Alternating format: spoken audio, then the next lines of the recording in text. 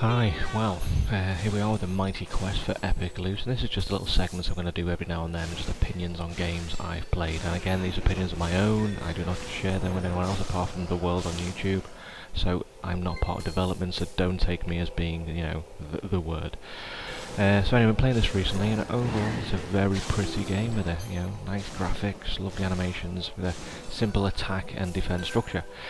And while I haven't invested hours upon hours of gameplay, I have found a few to be the following case.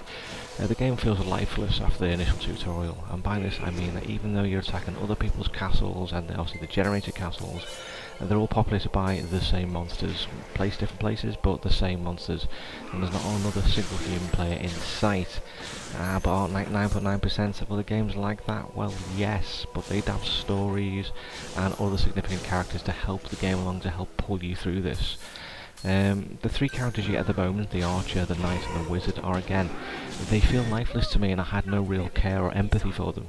And now this could be due to the player being given these out-of-the-box characters while I know it's in beta, and that could change. But there could have been a simple avatar creation section where you could create your own hero and build that initial care. And I'd just like to give birth to another character that I can constantly get killed in the virtual world. But don't get me wrong, if this was a mobile application, then it would be great. Just, waiting for the bus and just go and attack a castle, defend the castle. But as a PC game, I personally don't see the long-term goal or end game.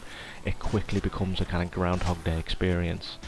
I find the controls a little annoying too. It's click, move, click, attack a monster, and this meant that sometimes when I was clicking on the monsters, my guy would just move towards them and stand in the middle of a herd of monsters, and that could just be me being rubbish. I don't really know there. Other things I liked, I love the humour, the quirkiness of it. It was very Monty Python in the way it looks and the way it plays as well. The possibilities this game could offer in the future, co-op created dungeons will be a major plus on this. At the moment you have friends in the game, and I say that lightly as you do have friends, and they highlight where each other castle are. It's a kind of friendship that's built on stealing and killing, and I'm not sure you can justify them as friends once they keep doing that to you. The array of creatures and traps you can use in your castle are also very quirky with the humour, but in the early stages you do feel like you're trying to make the most of the few possessions you have, and try and place them around and give the impression you know what you're doing, that you have a heavily fortified base. Like, don't go down that corridor, as there's no one down there.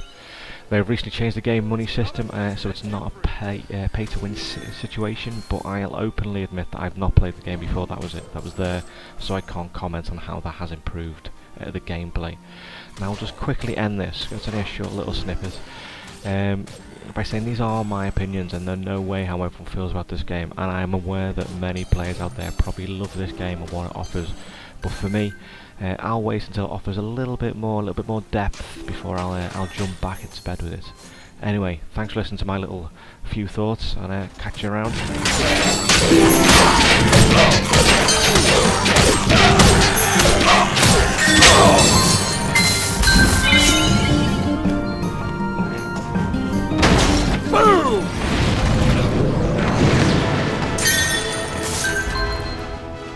This should look good on my...